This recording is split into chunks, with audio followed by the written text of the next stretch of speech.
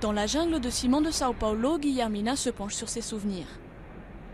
Son grand-oncle était le maréchal Cândido Rondon, un des pionniers de la protection des Indiens à la fin du 19e siècle.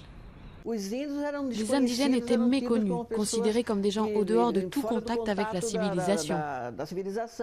Rondon, célèbre pour avoir construit la première ligne télégraphique au cœur de l'Amazonie, a été 2 fois candidat au prix Nobel de la paix. C'était quoi sa devise ? Ordre, paix, justice. Il travaillait à la pacification de tribus entre elles alors qu'il ouvrait le chemin de lignes télégraphiques. Malgré l'urbanisation croissante, le Brésil n'a pas oublié cet héritage spirituel. Et chaque année, le 19 avril, célèbre la journée de l'Indien.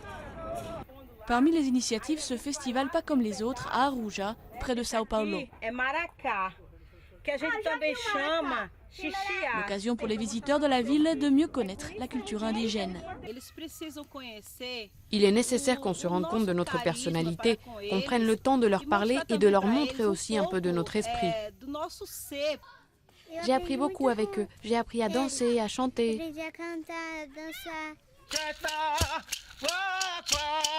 Au total, il y a plus de 800 000 Indiens au Brésil, soit moins d'1% de la population, divisés en 264 ethnies vivant de la pêche, de la chasse ou de l'artisanat. 77 groupes n'ont jamais eu de contact avec l'extérieur.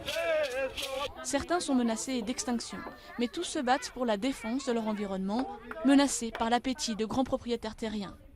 Le problème, c'est qu'ils sont en train de détruire la vie de l'indigène brésilien. Ils sont en train de détruire la forêt, les oiseaux. Pourquoi? Si on détruit la nature, on va nous détruire. Beaucoup ne se sentent pas représentés par l'organisme gouvernemental pour leur défense, le FUNAI, et pensent que freiner le déboisement illégal en Amazonie ou les expropriations de terres dépend avant tout de leur engagement au quotidien.